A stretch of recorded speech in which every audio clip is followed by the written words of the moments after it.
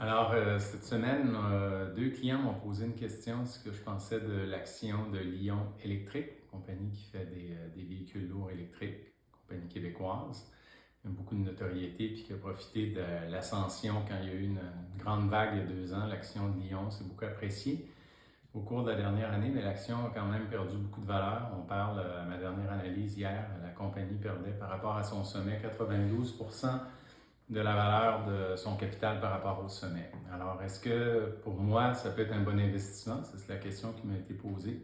Alors, ce que j'ai fait, c'est que j'ai visionné la vidéo que TVA avait fait avec le président Bédard pour avoir une idée un peu sur le point de vue du président sur la compagnie.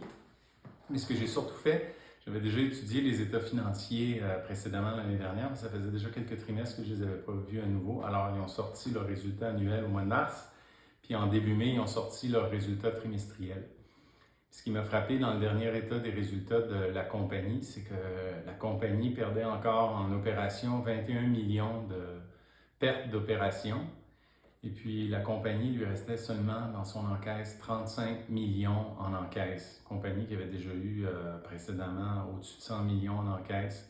Donc c'est sûrement une très très bonne compagnie qui a le prototype de la compagnie a certainement énormément d'avenir, mais le problème, c'est la structure corporative financière de l'entreprise.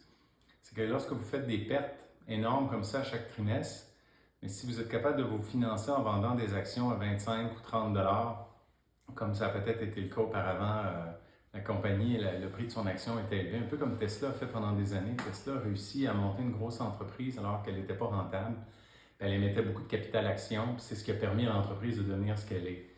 Dans le cas de Lyon, le problème, c'est que le jour où votre action baisse de 90% et vous avez encore besoin de capital pour poursuivre, puis vous n'êtes pas capable d'aller chercher de l'endettement, mais là, à ce moment-là, vous êtes obligé de vendre, vendre beaucoup d'actions, mais avec un prix moindre. Ça veut dire que vous créez une dilution.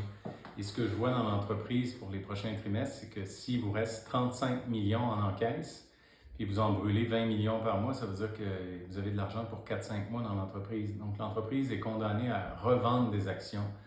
Ça valait la peine de vendre des actions à 20 mais de les vendre à 2 ou 1,50 ça veut dire que les 220 millions d'actions en circulation vont se transformer très rapidement en 300 ou 400 millions d'actions dans les années qui vont suivre. Donc, à partir de ce moment-là, à chaque fois qu'on émet du capital action, ça décourage certains actionnaires avec raison.